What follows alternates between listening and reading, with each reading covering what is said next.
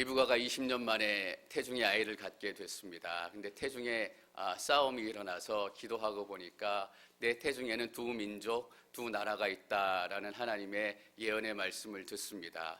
그래서 드디어 출산할 때가 돼서 출산을 했는데 아니나 다를까 하나님의 말씀대로 쌍둥이를 낳게 됐습니다.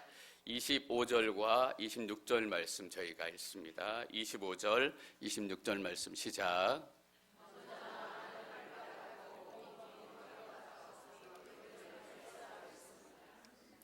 그 다음에 그의 동생이 나왔는데 손으로 에서의 발꿈치를 잡고 있었습니다. 야곱이라고 했습니다. 그들을 낳았을 때 이삭은 60세였습니다. 에서가 먼저 태어나서 형으로 태어났습니다. 털이 많고 온몸이 빨개서 특별히 털이 많았기 때문에 에서라는 이름을 지었고요. 야곱은 동생으로 나왔는데 태어나면서 에서의 발꿈치를 잡고 태어났습니다. 형의 발꿈치를 잡고 태어난 그 야곱의 모습, 이 한 모습에서 앞으로 야곱의 인생의 그 모습들을 우리가 생각해 볼 수 있을 것 같습니다. 형의 발꿈치를 잡고 태어나지 않으면 살 수 없었을 정도로 평생 자기 인생이 무엇인가 잡기 위해서 쫓아가는 그 인생, 뭔가 쉽게 되는 일도 한 번도 없었고 아버지의 사랑을 얻기 위해서 또 아버지의 칭찬을 얻기 위해서 몸부림쳐야 했고 또 아내를 구하기 위해서도 남들은 편하게 결혼하는데 사랑하는 아내를 구하기 위해서 14년 동안 힘들게 일해야 됐고 사랑하는 아내 레아와 결혼하기 위해서 사랑하지 않는 사람과도 함께 결혼해야 했고 또 자녀들 키우는 건 어땠어요? 다른 집안 자녀들은 다 그냥 크는 것 같은데 사랑하는 조셉 그 막내 끝에서 둘째 아들은 사라져서 죽었는지 살았는지 그 시절을 한참 보내야 했고 또 사랑하는 딸 디나는 밖에 나갔다가 폭행을 당해서 가족 간에 어려움이 생기기도 하고 도무지 편한 시간이라고는 하나도 없었고 그냥 몸부림치며 발꿈치를 잡는 것처럼 그렇게 애타게 살아가야 했던 그 야곱의 인생의 모습을 단적으로 보여지는 것 같습니다. 그러니까 야곱은 살기 위해서 거짓말도 쳐야 했고 때로는 속임수도 해야 했고 도망가기도 해야 했고 숨기도 해야 했고 어떤 순간에는 하나님과 싸우기까지 할 정도로 살기 위해서 몸부림치지 않으면 안 되는 바로 그런 인생이 야곱의 인생이었습니다. 그래서 야곱은 인생의 말년에 조셉과 다시 만나서 이집트의 바로 앞에서 자기 인생을 회상하면서 이렇게 얘기합니다. 내가 130년의 인생을 살았는데 참으로 고된 인생이었습니다.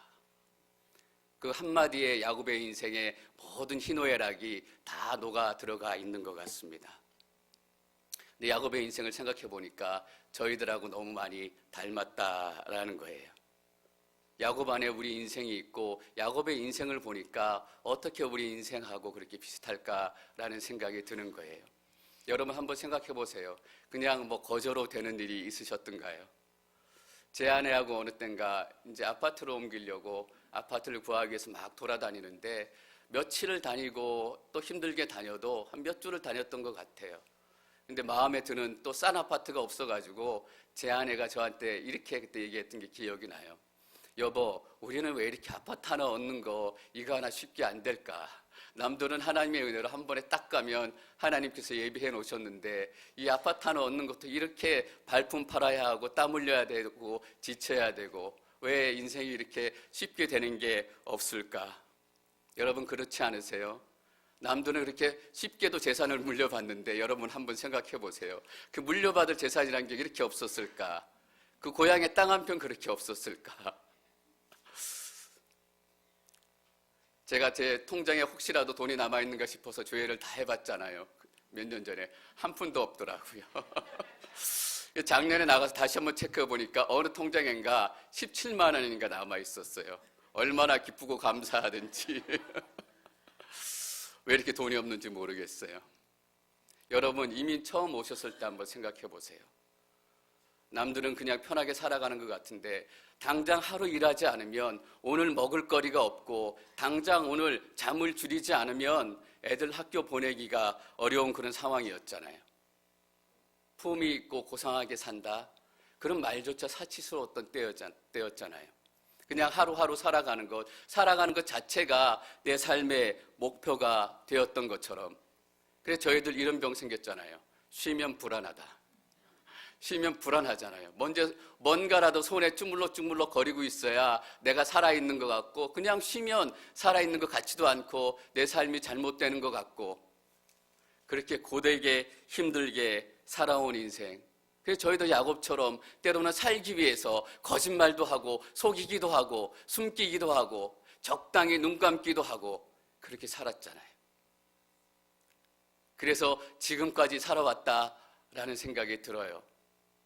저희가 50장 끝날 때까지 거의 25장에 걸쳐서 이제 야곱의 인생을 공부하게 될 텐데, 미리 오늘 야곱의 인생을 시작하면서 야곱 인생의 결론을 내리는 게 좋을 것 같아요.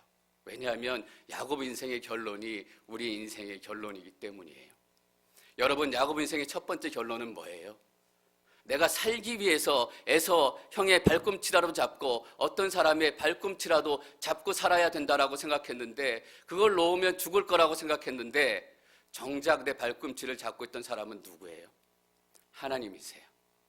하나님이 내 발꿈치를 잡고 있었기 때문에 절벽이라고 생각했는데 떨어지지 않을 수 있었던 거예요. 죽었다고 생각했는데 죽지 않고 살아난 거예요. 하나님께서 내 발꿈치를 잡고 계셨기 때문에 그 절망의 순간에도 구덩이에 빠지지 않고 하나님께서 꺼내주신 거예요. 두 번째로 저희가 내릴 수 있는 결론은 뭐예요?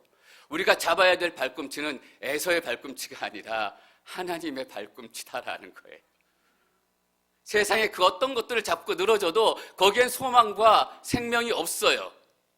야곱이 에서에게 도망쳐서 라반 삼촌에게 도망쳐서 어디로 갔는지 기억해 보세요. 하나님께로 갔다라는 거예요. 하나님 발꿈치를 자꾸 물었으니까 그 인생 가운데 생명이 시작되고 꿈이 시작되고 약속의 아들로 설 수 있었다라는 거예요. 여러분, 하나님께서 여러분 발꿈치를 잡고 계세요. 그리고 여러분, 하나님 발꿈치를 잡으시기를 축원합니다. 다른 곳에는 어떤 곳에도 답이 없어요. 60세 이삭이 야곱과 에서를 낳습니다. 기도한 지 20년 만에. 이때 아브라함의 나이가 160살이었으니까 아직 아브라함이 살아있을 때입니다. 27절, 28절 말씀 저희가 읽습니다. 27절, 28절 시작.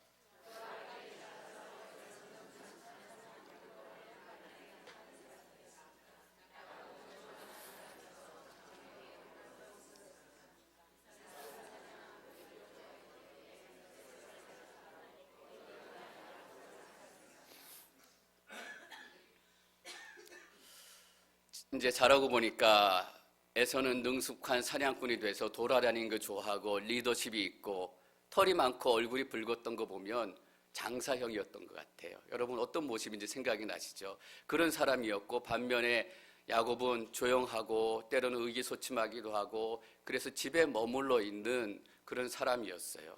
두 사람의 성격이 정반대예요. 근데 이게 잘못이 있는 건 아니에요. 우리 가정 가운데 다양한 자녀들이 너무나 많아요. 어떤 아이들은 외향적이기도 하고 어떤 아이는 내성적이기도 하고, 내향적인 아이는 내향적인 아이대로, 외향적인 아이는 외향적인 아이대로 하나님께서 쓰시고 축복하시기 때문에 이것이 잘못된 것은 아니에요. 어떻게 보면 너무나 당연한 이야기이지만 문제는 뭐냐 하면 28절에 이삭은 에서를 사랑했고 리브가는 야곱을 사랑했다라는 거예요. 여러분, 어떤 의미예요? 이삭은 에서를 더 사랑했고 리브가는 야곱을 더 사랑했다라는 의미예요. 여러분 아세요? 사람은 사랑하면서도 상처를 줘요. 사랑하면서도 아픔을 만들어요. 그래서 우리의 가장 사랑하는 자녀들에게 상처를 제일 많이 주는 사람은 아버지, 어머니예요. 그래서 어떤 사람은 상처받는 게 두려워서 사랑하기 어렵다라고 얘기하는 사람들마저 있을 정도예요. 그런데 이삭은 에서를 더 사랑했고 리브가는 야곱을 더 사랑했어요. 여러분, 이삭의 집안이 어떤 집안인지 아시잖아요. 아브라함의 집안이에요. 어떤 예언을 받고 아이들이 태어났냐 하면 큰 자가 작은 자를 섬길 것이다. 그 태안에 두 민족, 두 나라가 있다. 아브라함을 통해 가나안 땅, 약속의 땅, 큰 민족, 축복의 통로가 되게 하겠다라는 하나님의 약속이 있는 집안이에요. 이삭이 에서를 더 사랑했다라는 의미는 어떤 의미예요? 에서가 그 영적인 상속권을 받았으면 좋겠다라는 마음이 이삭 안에 있는 거예요. 리브가가 야곱을 더 사랑했다라는 마음은 어떤 마음이에요? 약하지만 야곱이 그 영적인 상속권을 받았으면 좋겠다라는 그 마음이 있는 거예요. 그런데 상황은 어때요? 에서는 더 힘이 세지고 더 리더십이 강해지고 더 활달하고 더 많은 사람이 따르기 시작해요. 겉으로 보이는 모습은 어때요? 에서가 야곱을 다스릴 것 같아요. 에서가 주인이 될 것 같고 에서가 상속자가 될 것 같아요. 갈수록 에서의 힘은 더 커지고 야곱의 말씀은 더 줄어들어요. 여러분, 이럴 때 나타나는 현상이 뭔지 아세요? 약한 자가 초조해지기 시작한다라는 거예요. 야곱이 초조해지고 리브가가 초조해지는 거예요. 이러다가는 아무 일도 일어나지 않겠다. 그러니까 어떤 일도 하게 되는 거예요. 그래서 야곱이 팥죽을 끓이고 형을 기다려요. 그래서 리브가가 야곱한테 아버지를 속여서 축복을 받으라라고 얘기하는 거예요. 야곱 안에는 어떤 마음이 있었어요? 나도 아버지의 사랑을 형처럼 많이 받고 싶다. 나도 집안에서 형처럼 대우를 받고 싶다. 그런 마음이 있는 거예요. 자기의 욕심에 영적인 명분도 있어요. 하나님께서 나를 세우시겠다라고 어머니를 통해서 약속하셨다. 여러분, 내 욕심에 영적인 명분까지 더해지는 것만큼 더 무서운 게 없어요. 내 욕심을 하나님의 말씀으로 포장하고 하나님의 말씀으로 그럴듯하게 만드는 것. 여러분, IS가 왜 이렇게 위험하고 포악해진지 아세요? 이라크에서 미국이 들어오는 바람에 쫓겨난 이라크 전직 관료들, 전직 군사 장군들이 시리아로 도망가서 정권과 나라를 세우고 싶은 거예요. 그 개인적인 욕심에 이슬람이라는 종교가 만나게 된 거예요. 그러니까 IS는 못하는 게 없어요. 다 해요. 근데 야곱이 말하자면 이런 상황에 있는 거예요. 내가 아버지의 축복을 받고 싶다. 내가 큰 아들로 대접받고 싶다라는 개인적인 욕심에 하나님께서 나를 세우시겠다라는 영적인 명분까지 더해지는 거예요. 그러니까 본격적으로 계획들을 시작해요. 29절 말씀, 30절 말씀 저희가 함께 계속해서 읽습니다. 29절, 30절 시작. 어느 날 야곱이 죽을 끓이고 있는데 들판에 나갔던 에서가 들어왔습니다. 에서는 배가 고팠습니다. 에서가 야곱에게 말했습니다. 그 붉은 죽을 내게 좀 먹게 해다오. 나 정말 배고파 죽겠다. 붉은 것을 먹겠다고 해서 그의 별명을 에돔이라고 부르게 됐습니다. 에서가 사냥을 나갔다는 것도 잘못된 일도 아니고 사냥 나갔다가 배고파서 돌아왔다라는 것도 전혀 잘못된 일도 아니고 그럴 수 있는 일이에요. 문제는 야곱에게 있었던 거예요. 야곱이 아브라함 큰 집안의 둘째 도련님인데 팥죽을 끓이고 있어요. 그냥 평범한 모습은 아닌 것 같아요. 어떤 의미일까? 형이 돌아오기를 야곱이 계획을 가지고 미리 준비하고 있었다라는 의미예요.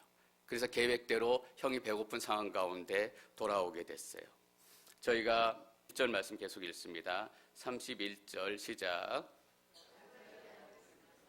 먼저 형의 장자권을 오늘 내게 파십시오. 형이 배고파 죽겠다라고 얘기하니까 야곱이 형에게 이렇게 얘기합니다. 먼저 형의 장자권을 오늘 내게 파십시오. 먼저라고 얘기해요. 조건이 있다라는 의미예요. 형이 배고픈 것도, 내가 거짓말하면 가족이 깨어지는 것도, 이런 것들을 먼저 생각하기보다는 내 욕심을 채우기 위해서 먼저 생각하는 중요한 일들이 있다라는 거예요. 여러분 삶 가운데 가장 먼저 생각하는 일은 어떤 일이세요? 내가 먼저 생각하고 가장 중요하게 생각하는 일로 인해서 내 삶이 결정되고 내 언어가 결정되고 나의 하는 계획들이 결정이 돼요. 여러분, 예수님께서 제자들에게 이렇게 말씀하셨어요. 먼저 그의 나라와 그의 의를 구하라. 왜 먼저라는 말을 앞에 다루셨을까요? 먼저 그의 나라와 그의 의를 구하는 사람은 언어도 생각도 삶의 모습도 달라진다라는 거예요. 여러분, 먼저 생각하시는 것이 무엇이고 먼저 기도하시는 것이 무엇이고 먼저 마음에 품고 계신 것이 무엇이에요? 그래서 말하는 것을 보면 그 사람이 어떤 사람인지 알게 되는 거예요. 먼저 형의 장자권을, 야곱 마음에 뭐가 있었는지 드디어 드러나기 시작해요. 형의 장자권이 마음에 있었다라는 거예요. 형이 이런 얘기를 하기 전에 사실 야곱은 에서에 대해서 중요한 두 가지를 알고 있었어요. 첫 번째는 뭐냐 하면 우리 형은 배고프면 정신 나간다라는 거예요. 배고프면 정신 못 차린다라는 거예요.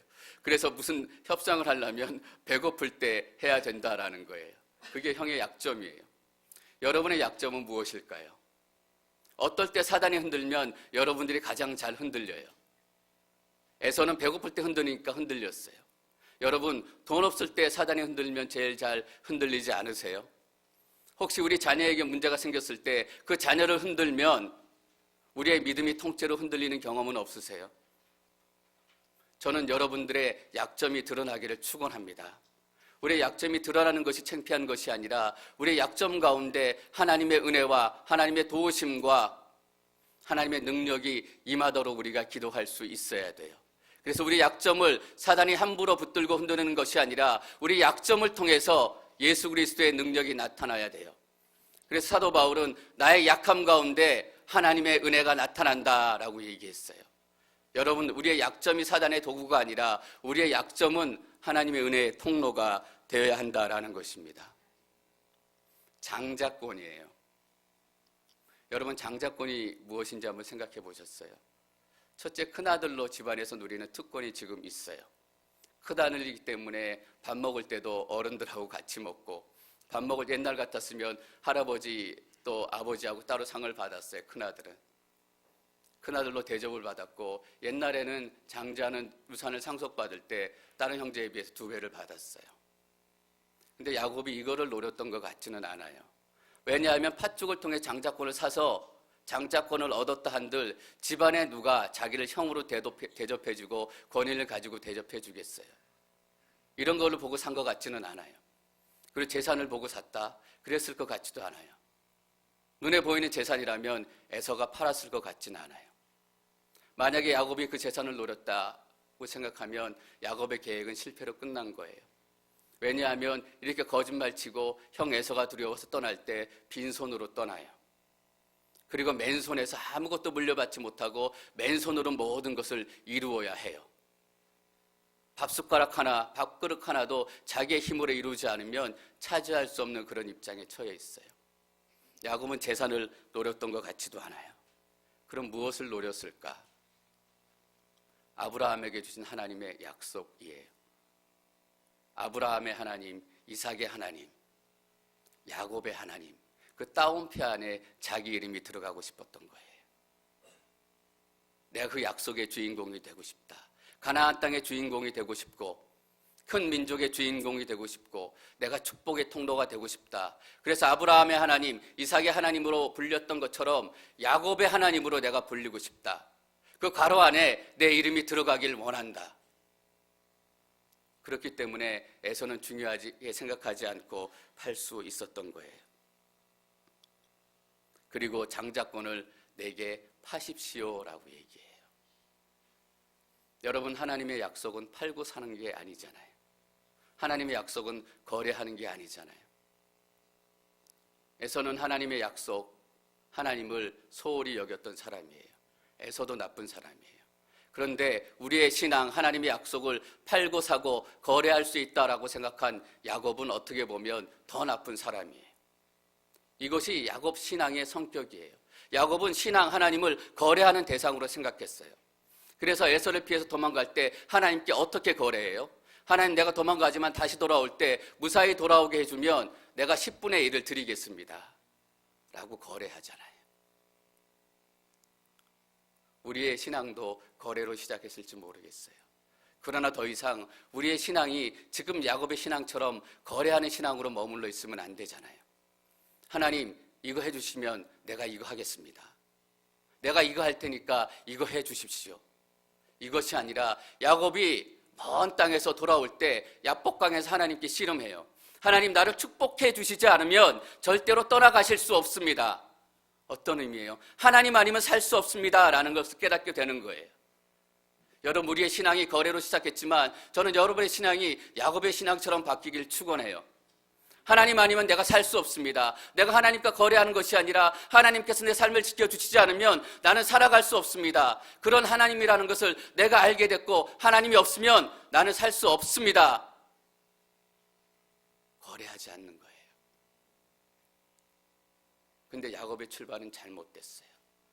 잘못된 출발. 거래하는 믿음, 거래하는 신앙. 그랬더니 에서가 아니라 다를까 계획대로 내가 당장 죽을 판인데 장자권이 무슨 소용인가 라고 얘기하고 장자권을 팔아요. 여러분 오해하지 마십시오. 야곱이 장자권을 샀고 또 에서가 장자권을 팔았다라고 해서 하나님께서 이 거짓으로 된 거래를 승인하셨다라는 기록은 성경에 한 군데도 없어요. 그냥 그들이 그렇게 했다라는 거예요. 중요한 것은 이 부분이에요. 34절 말씀 저희가 같이 읽습니다. 34절 시작.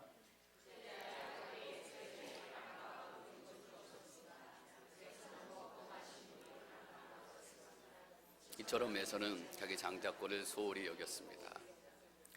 에서는 요즘 말로 하면 쿨한 인생이에요. 먹고 마시고 다 끝내고 떠나가는 거예요. 거래를 마치고. 여러분 쿨한 인생이 좋은 인생이 아니에요. 하나님을 믿고 사는 인생이 좋은 인생입니다. 근데 에서에 대해서 어떻게 기록하고 있냐면 에서에게 빵과 붉은 죽을 주었습니다. 에서는 먹고 마신 후 일어나 가버렸습니다. 이처럼 에서는 자기 장자권을 소홀히 여겼습니다.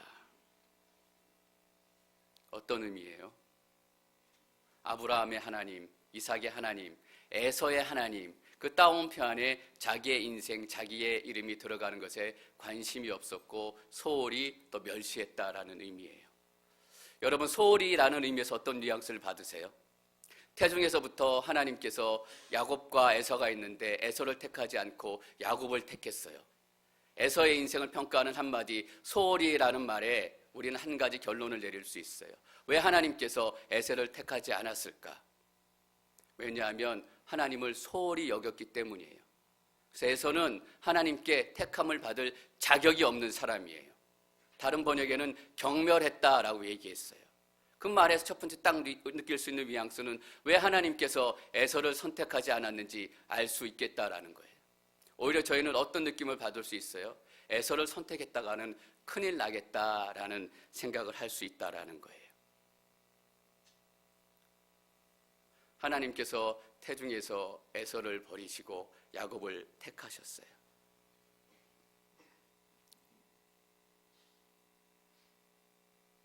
여러분들이 이렇게 마지막에 질문하실 수 있을지도 모르겠어요. 목사님, 야곱은 옳은 것인가요? 야곱은 하나님께 선택받을 만한 자격이 있는 것인가요? 여러분, 에서가 하나님의 선택을 받을 만한 자격이 없다라는 것을 설명하기 위해서 여기 5줄, 6줄이 기록되어 있어요. 근데 끝날 때까지 50장까지 거의 25장에 걸쳐서 야곱에 대해서 기록을 해요. 어떤 기록인지 아세요? 야곱이 하나님께 선택받을 수 없는 쓸모없는 인생이다라는 것을 증명하기 위해서 25장이 기록된 거예요. 에서보다 야곱이 하나님을 선택을 받기에 더 합당하지 않고 야곱도 하나님께 버림을 받아야 하는 인생이다라는 거예요. 야곱도 자격이 없고 에서도 자격이 없어요. 근데 하나님께서 야곱을 택한 거예요. 우리는 이렇게 물을 수 있어요. 불공평하잖아요. 둘 다 자격이 없는데 왜 에서는 버리고 야곱은 택해요, 하나님? 제가 이런 예를 한번 드려볼게요. 시험을 보고는 회사에 들어가야 되는데 두 사람 다 빵점이에요. 두 사람 다 빵점인데 회사에서 한 사람은 그냥 합격시켜 주기로 했어요. 같은 빵점인데 합격받지 못한 사람이 화가 나요. 회사 가서 막 따지는 거예요. 둘 다 빵점인데 왜 저 사람만 합격시켜주고 나는 합격시켜주지 않아요? 기분이 나빠서 막 소리쳐요. 근데 인사 담당자가 이렇게 얘기해요. 당신 커트라인 넘었습니까? 아니요. 당신 이 회사에 들어올 자격이 있습니까? 아니요. 들어올 자격이 없는 거예요. 그 질문 하나에 그 사람은 그냥 집으로 돌아갈 수밖에 없었어요. 그 사람을 붙여준 게 기분 나쁘고 원통하지만 신앙은 기분 좋고 나쁜 거로 하는 게 아니잖아요. 이렇게 얘기할 수도 있을 것 같아요. 둘 다 붙여주면 되지 않냐? 그 사람이 막 찾아가서 저 사람도 붙여줬으면 둘 다 붙여주면 되지 않냐? 그때 인사 담당자가 다시 한번 물어요. 당신 들어올 자격이 있습니까? 아니요, 없는데요. 그럼 돌아가십시오. 자격이 없으면 떨어지는 거예요. 다른 사람이 들어갔다고 해서 마음이 억울하고 분하지만 그걸로 합리화될 수 없고 그걸로 해결될 수 없다라는 거예요.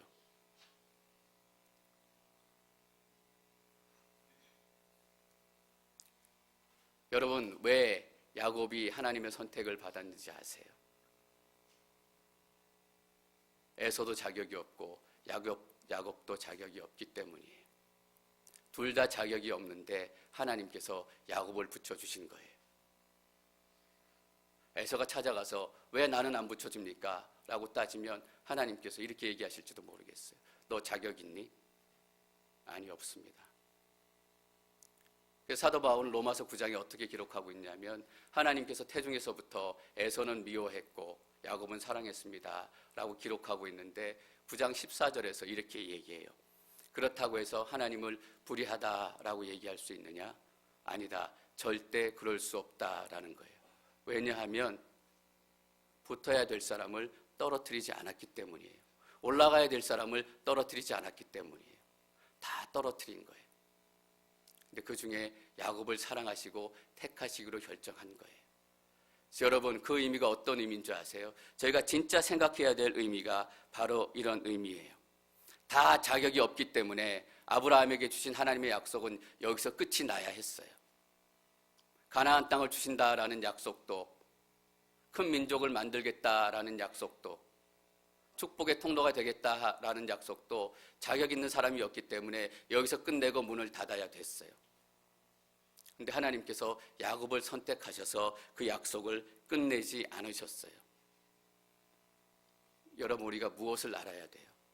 어떤 상황 가운데서라도,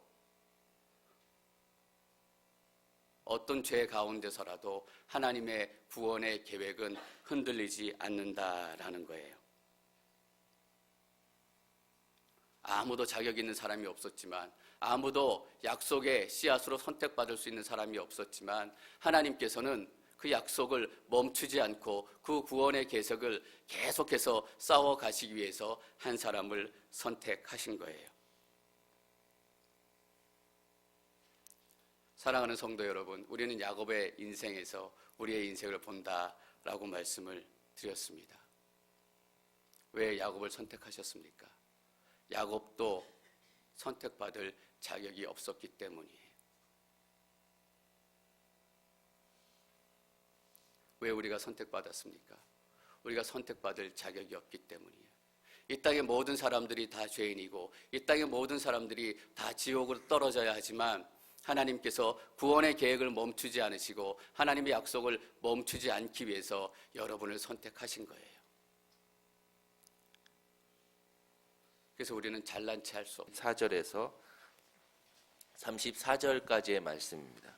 창세기 25장 24절에서 34절까지 말씀 저와 여러분이 한 절 한 절 나눠 읽도록 하겠습니다. 먼저 제가 24절 말씀 먼저 읽겠습니다.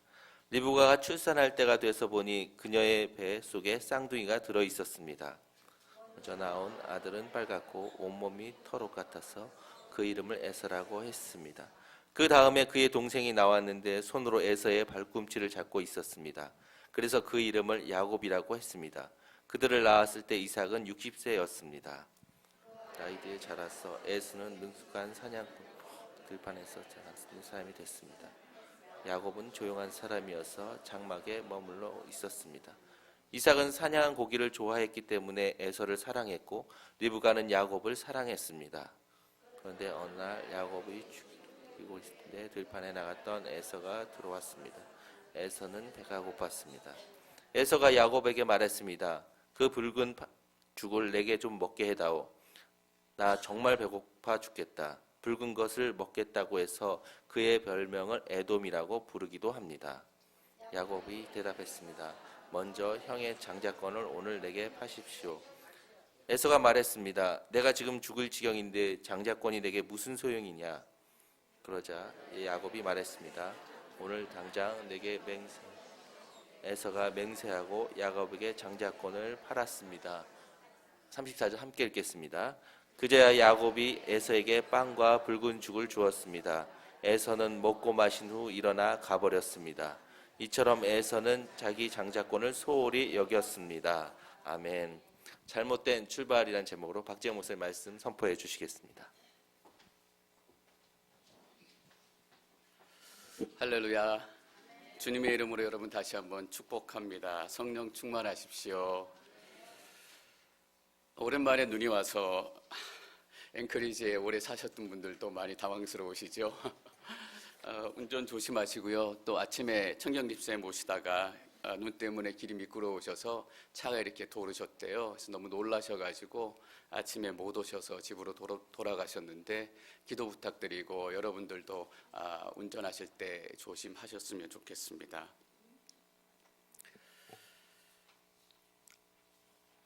저희 두 분을 좀 소개해드리려고 하는데요.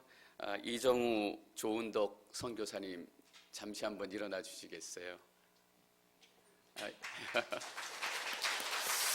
예, 여러분들 이미 잘 알고 계실 텐데요.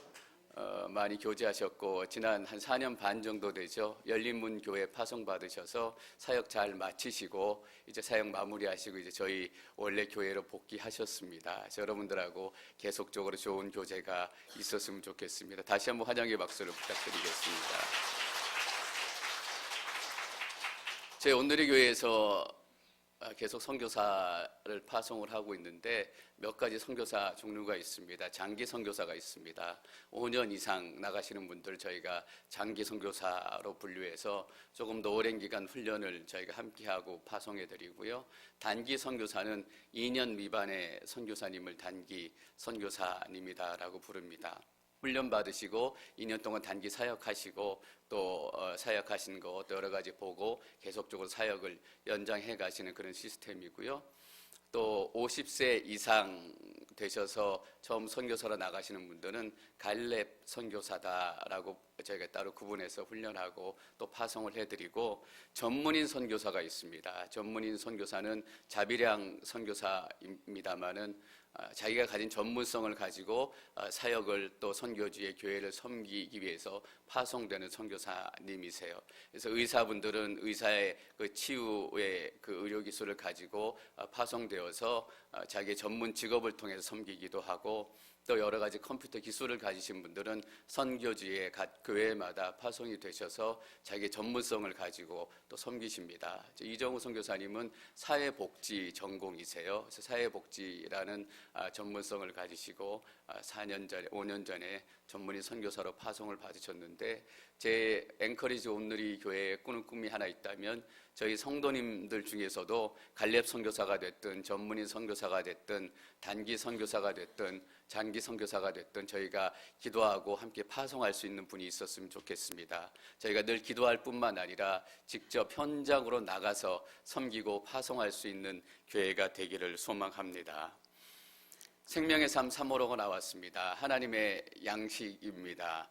5불인데요. 여러분 커피 한두 잔 아끼시면 사실 수 있는 그런 금액입니다. 개인적으로 구매하셔서 하나님의 말씀의 은혜를 나누시는 것도 좋고 특별히 말씀을 잘 설명해 주고 있고 귀한 예화들도 기록이 되어 있습니다. 전도용으로 또 예수님을 처음 믿으시는 분들에게 나눠주셔서 그분들이 예수님을 만나는 도구가 됐으면 좋겠습니다. 생명의 삶으로 그분들의 인생 가운데 선물이 됐으면 하는 바람입니다. 우리 자녀들을 위한 리빙 라이프, 유스를 위한 리빙 라이프, 또 초등학생을 위한 I love Jesus도 준비되어 있습니다. 여러분 함께 가족이 하나님의 말씀으로 큐티 하실 수 있었으면 좋겠습니다.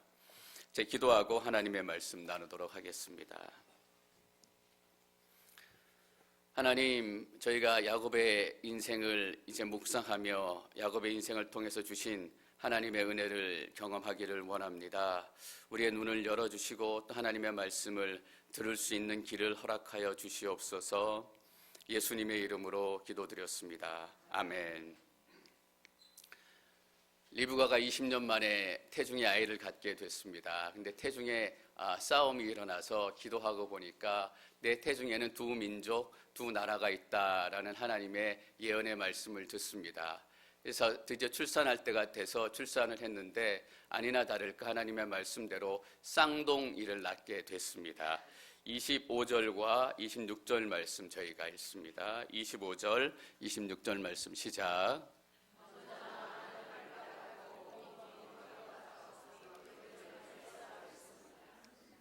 그 다음에 그의 동생이 나왔는데 손으로 에서의 발꿈치를 잡고 있었습니다.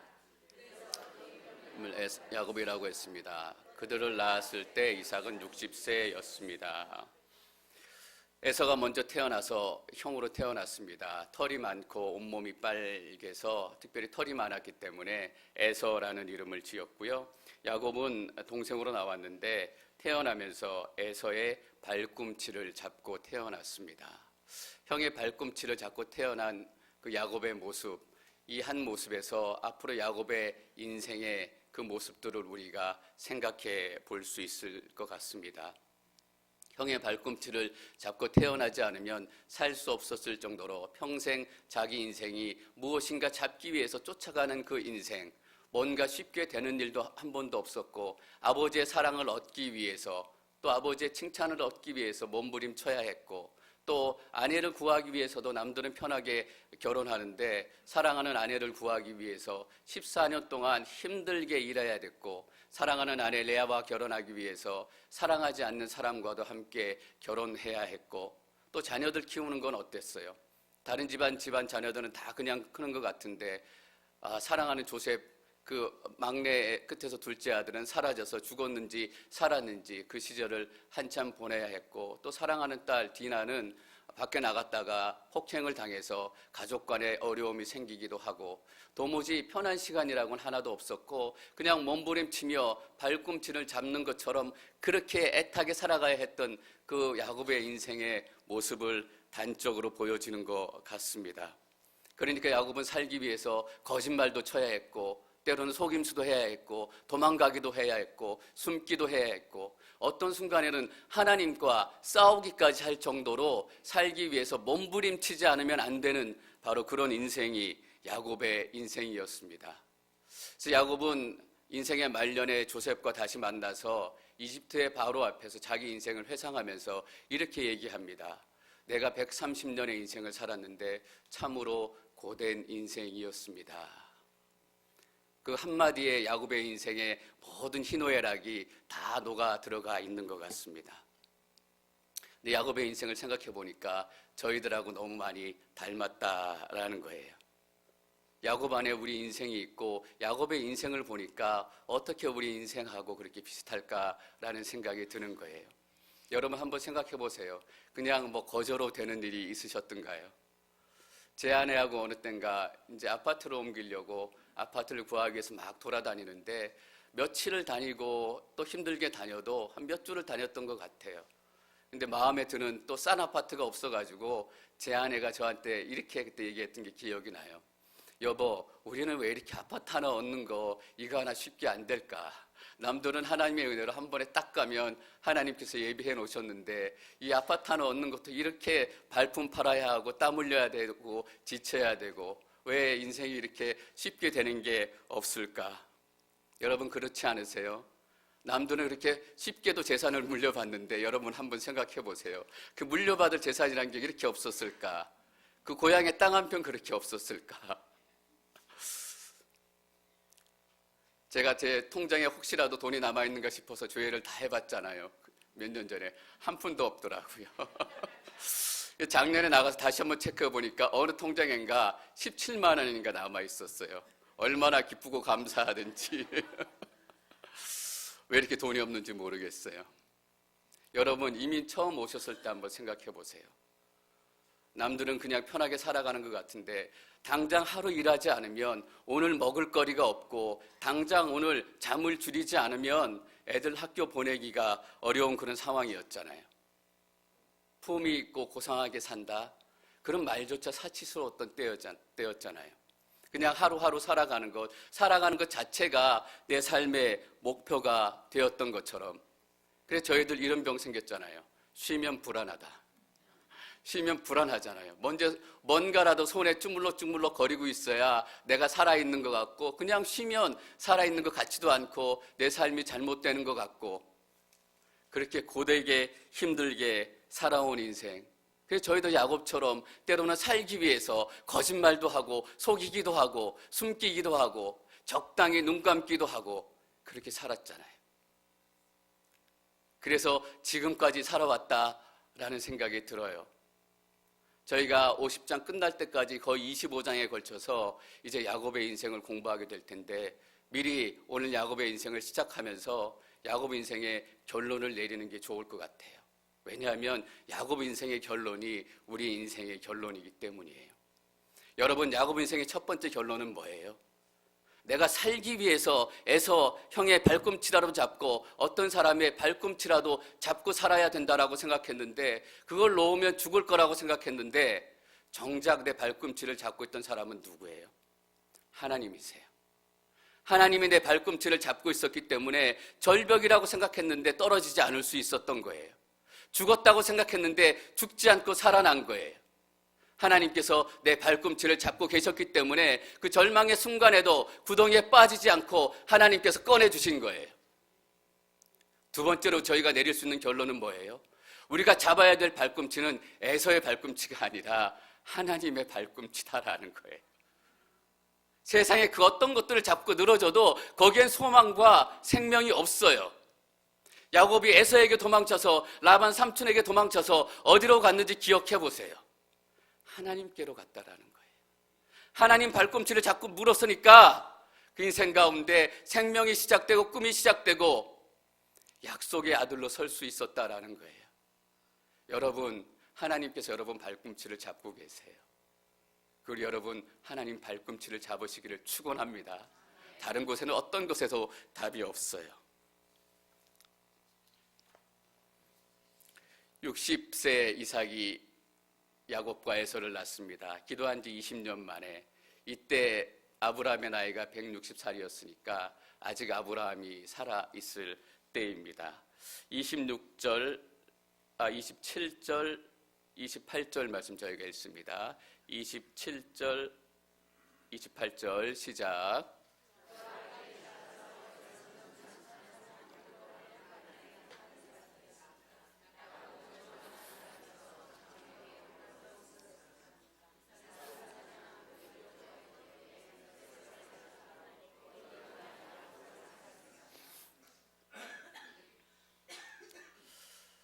이제 자라고 보니까 에서는 능숙한 사냥꾼이 돼서 돌아다니는 거 좋아하고 리더십이 있고 털이 많고 얼굴이 붉었던 거 보면 장사형이었던 것 같아요. 여러분, 어떤 모습인지 생각이 나시죠?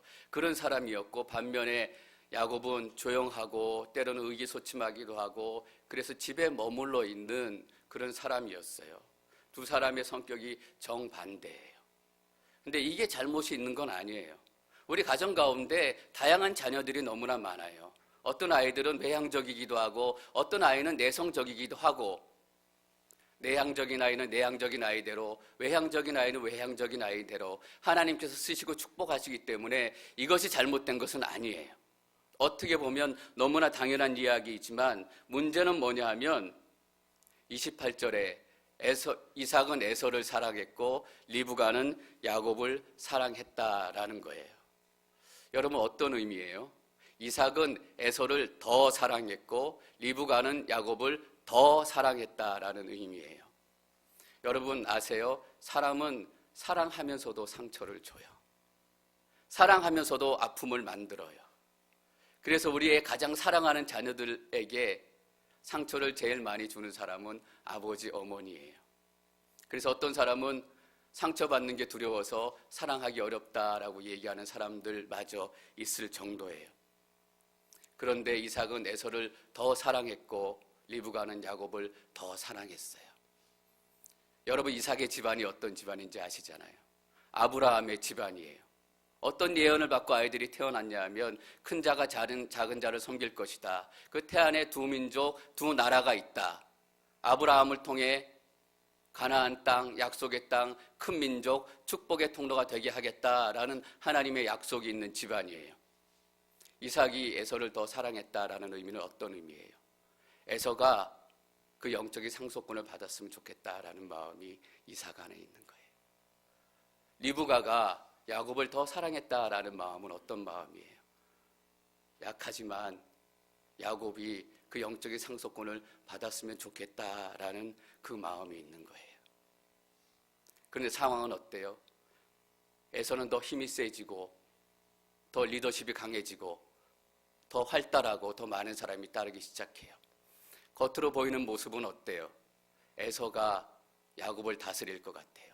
에서가 주인이 될 것 같고 에서가 상속자가 될 것 같아요. 갈수록 에서의 힘은 더 커지고 야곱의 말씀은 더 줄어들어요. 여러분, 이럴 때 나타나는 현상이 뭔지 아세요? 약한 자가 초조해지기 시작한다라는 거예요. 야곱이 초조해지고 리브가가 초조해지는 거예요. 이러다가는 아무 일도 일어나지 않겠다.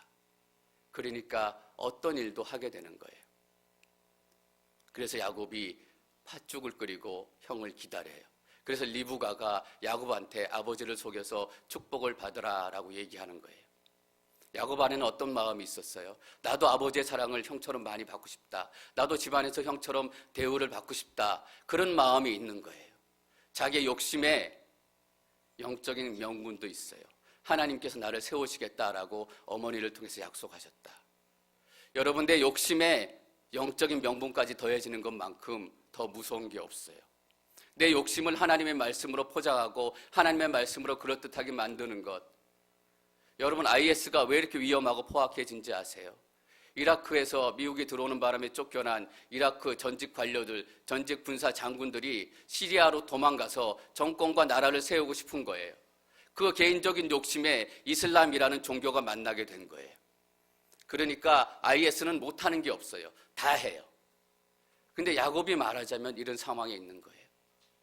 내가 아버지의 축복을 받고 싶다. 내가 큰 아들로 대접받고 싶다라는 개인적인 욕심에 하나님께서 나를 세우시겠다라는 영적인 명분까지 더해지는 거예요. 그러니까 본격적으로 계획들을 시작해요. 29절 말씀, 30절 말씀 저희가 함께 계속해서 읽습니다.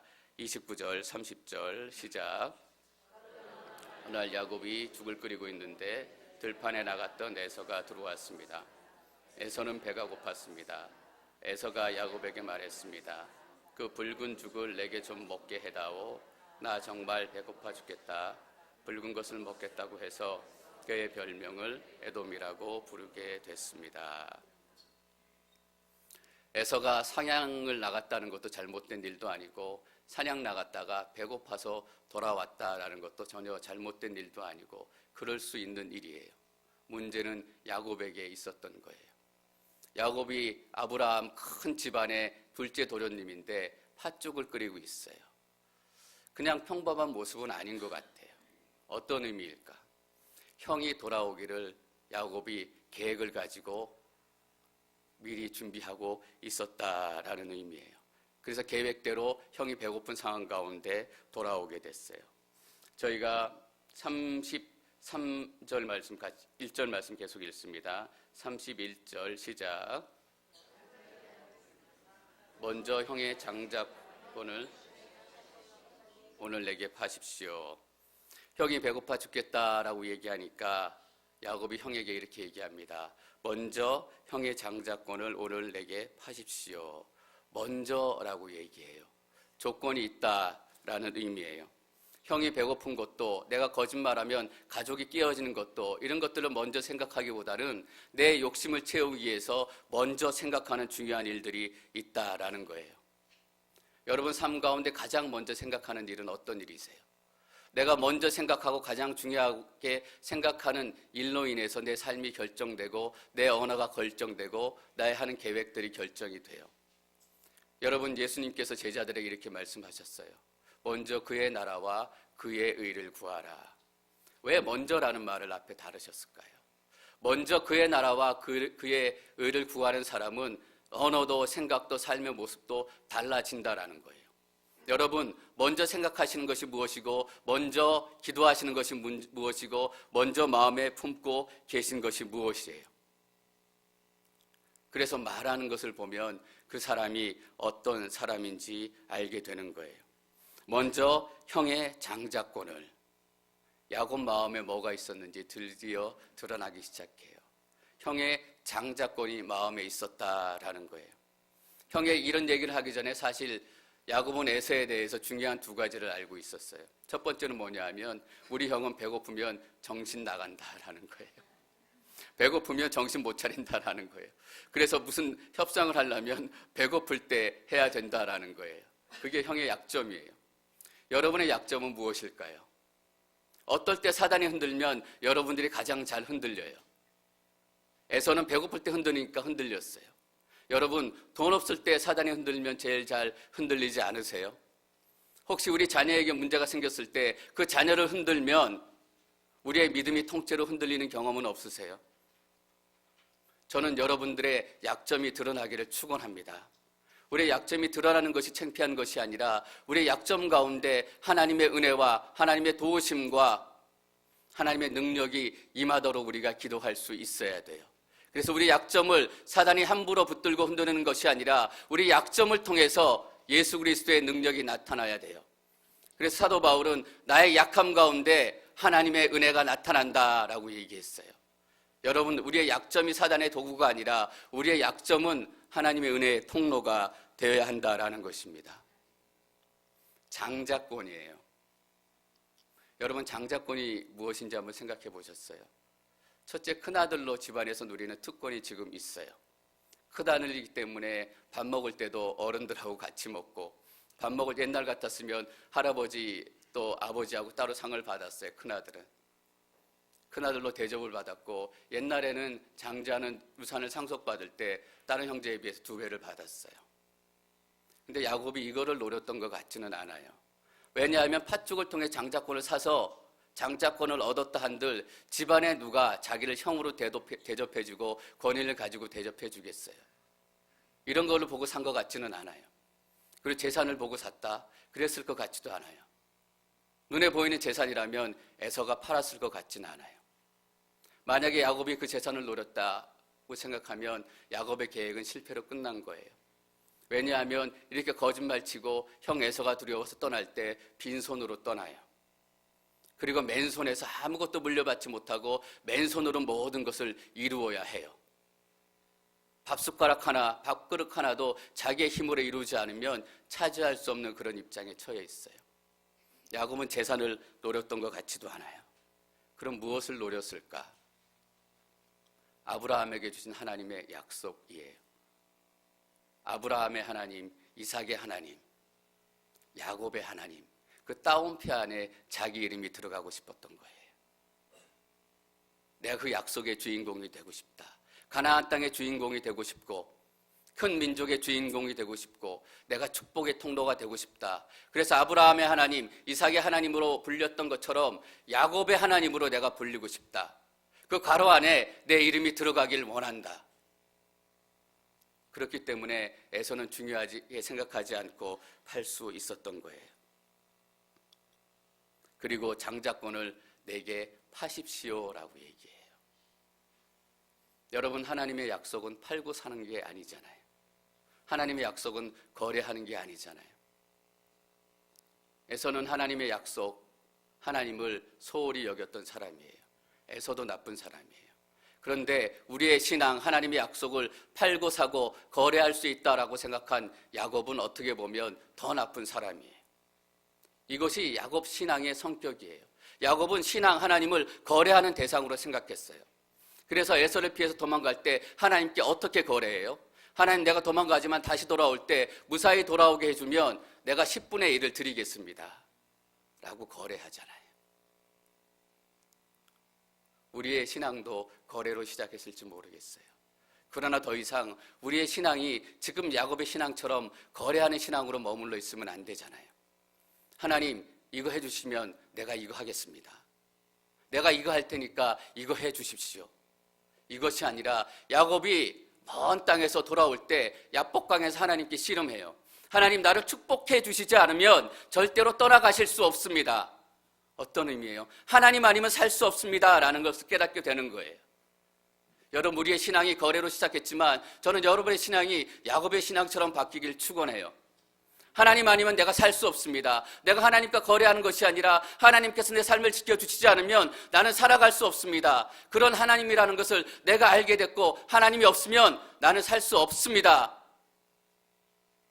거래하지 않는 거예요. 근데 야곱의 출발은 잘못됐어요. 잘못된 출발, 거래하는 믿음, 거래하는 신앙. 그랬더니 에서가 아니라 다를까 계획대로 내가 당장 죽을 판인데 장자권이 무슨 소용인가 라고 얘기하고 장자권을 팔아요. 여러분 오해하지 마십시오. 야곱이 장자권을 샀고 또 에서가 장자권을 팔았다라고 해서 하나님께서 이 거짓으로 된 거래를 승인하셨다라는 기록은 성경에 한 군데도 없어요. 그냥 그들이 그렇게 했다라는 거예요. 중요한 것은 이 부분이에요. 34절 말씀 저희가 같이 읽습니다. 34절 시작.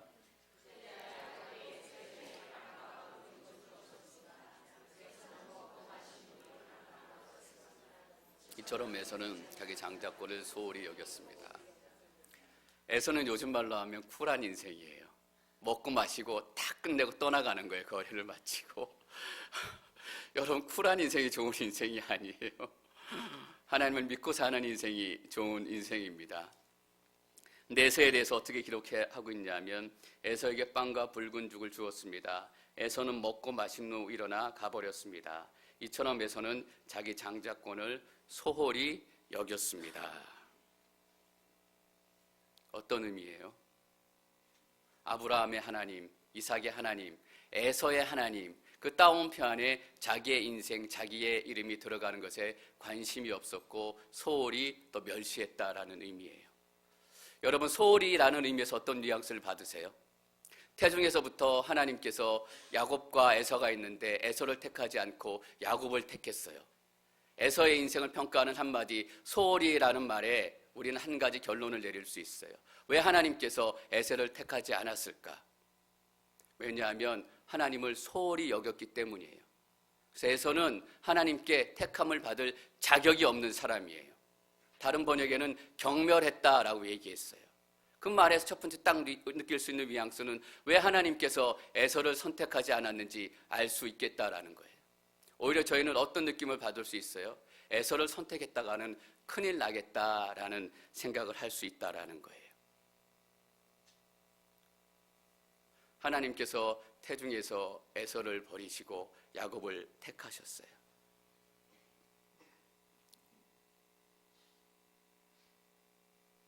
여러분들이 이렇게 마지막에 질문하실 수 있을지도 모르겠어요. 목사님, 야곱은 옳은 것인가요? 야곱은 하나님께 선택받을 만한 자격이 있는 것인가요? 여러분, 에서가 하나님의 선택을 받을 만한 자격이 없다라는 것을 설명하기 위해서 여기 5줄, 6줄이 기록되어 있어요. 근데 끝날 때까지 50장까지 거의 25장에 걸쳐서 야곱에 대해서 기록을 해요. 어떤 기록인지 아세요? 야곱이 하나님께 선택받을 수 없는 쓸모없는 인생이다라는 것을 증명하기 위해서 25장이 기록된 거예요. 에서보다 야곱이 하나님을 선택을 받기에 더 합당하지 않고 야곱도 하나님께 버림을 받아야 하는 인생이다라는 거예요. 야곱도 자격이 없고 에서도 자격이 없어요. 근데 하나님께서 야곱을 택한 거예요. 우리는 이렇게 물을 수 있어요. 불공평하잖아요. 둘 다 자격이 없는데 왜 에서는 버리고 야곱은 택해요, 하나님? 제가 이런 예를 한번 드려볼게요. 시험을 보고는 회사에 들어가야 되는데 두 사람 다 빵점이에요.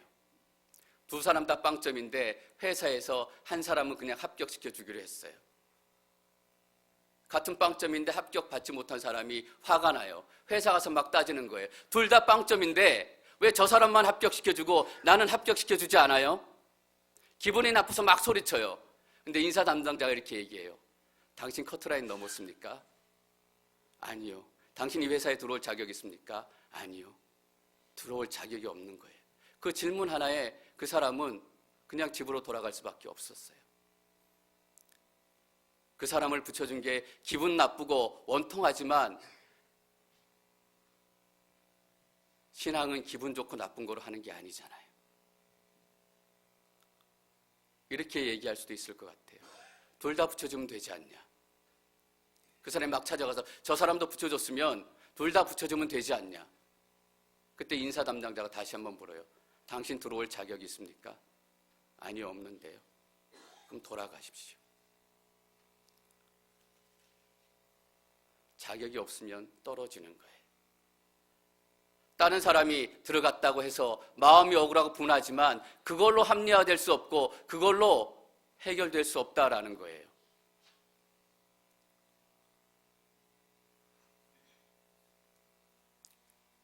여러분, 왜 야곱이 하나님의 선택을 받았는지 아세요? 에서도 자격이 없고 야곱도 자격이 없기 때문이에요.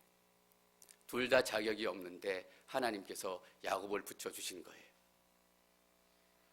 에서가 찾아가서 왜 나는 안 붙여줍니까? 라고 따지면 하나님께서 이렇게 얘기하실지도 모르겠어요. 너 자격 있니?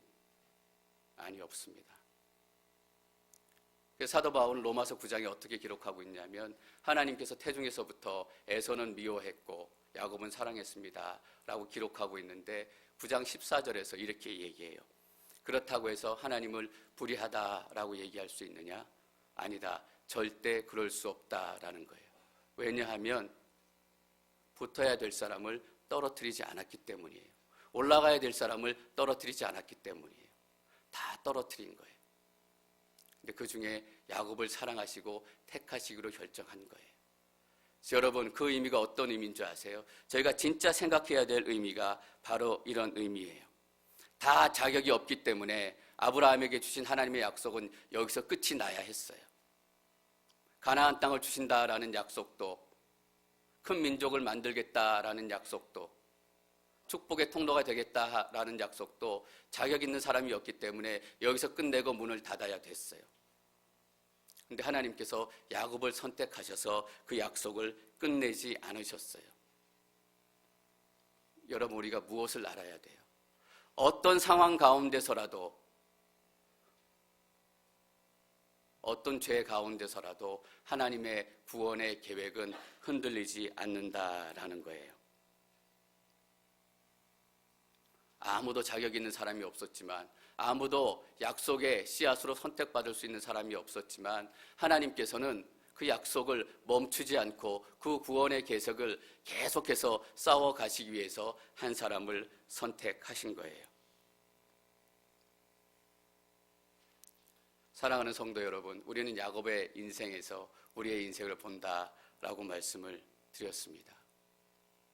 왜 야곱을 선택하셨습니까? 야곱도 선택받을 자격이 없었기 때문이에요. 왜 우리가 선택받았습니까? 우리가 선택받을 자격이 없기 때문이에요. 이 땅의 모든 사람들이 다 죄인이고 이 땅의 모든 사람들이 다 지옥으로 떨어져야 하지만 하나님께서 구원의 계획을 멈추지 않으시고 하나님의 약속을 멈추지 않기 위해서 여러분을 선택하신 거예요. 그래서 우리는 잘난 체 할 수 없어요. 까불 수도 없어요. 여러분, 이것이 은혜입니다. 야곱은 분명히 잘못된 출발을 했어요. 그러나 하나님께서 그 잘못된 선택의 과정 가운데서도 하나님의 구원의 계획과 역사를 한치도 흔들리지 않고 도도히 이루어 가세요. 여러분을 향한 구원의 계획, 여러분의 가정을 향한 구원의 계획은 절대로 흔들리지 않을 거예요. 우리의 자격 없음에도 불구하고 하나님께서는 태중에서부터 우리를 사랑하시고 우리를 선택하시고 축복하시기로 작정하신 거예요. 저는 이 은혜가 여러분 가운데 정말 깊이 깨달아지기를 축원합니다. 자격이 없기 때문에 우리가 선택이 되었습니다.